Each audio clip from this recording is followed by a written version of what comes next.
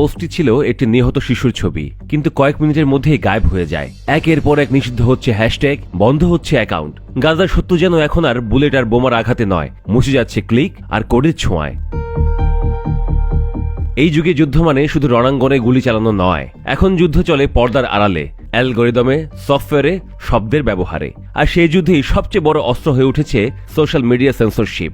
Human rights watch সহ বিভিন্ন স্বাধীন সংগঠন প্রমাণ দিয়েছে কিভাবে গাজা সংক্রান্ত তথ্য, ছবি ও মতামত সোশ্যাল মিডিয়া থেকে সিস্টেমেটিক্যালি সরিয়ে ফেলা হচ্ছে।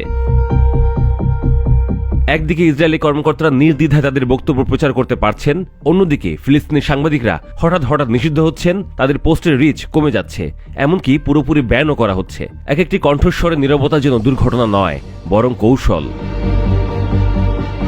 এই যুদ্ধ শুধু সীমান্তে নয়, নিয়ন্ত্রণেরও যুদ্ধ। ভাষাও এই নিয়ন্ত্রণের অংশ।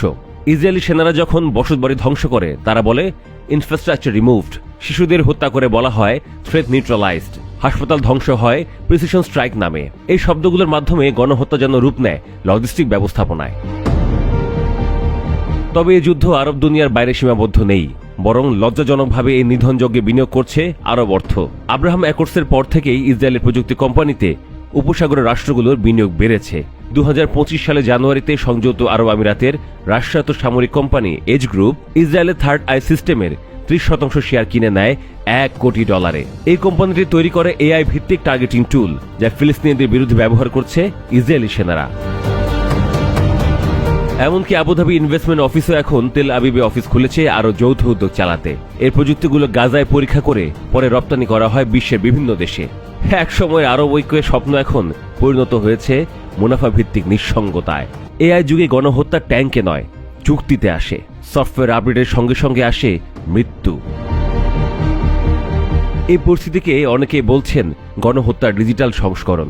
এখন শুধু সেনারা ঘরবাড়ি লুট করে না, তারা ছবি তোলে, ভিডিও নেয়, টেক কোম্পানিগুলো সেই কন্টেন্ট ফিল্টার করে, আর বিশ্ববাসী সেগুলো স্ক্রল করে চলে। তবুও প্রতিরোধ থেমে যায় না। প্রতিবাদে নয়, বরং টিকে থাকার চেষ্টাতে জীবন্ত থাকে প্রতিরোধ। বেঁচে থাকা শিশু, পোড়া মাঠে ফিরে যাওয়া কৃষক, সন্তানের লাশ দাফন করা মায়ের অশ্রু, সবই এক একটি নীরব প্রতিরোধ।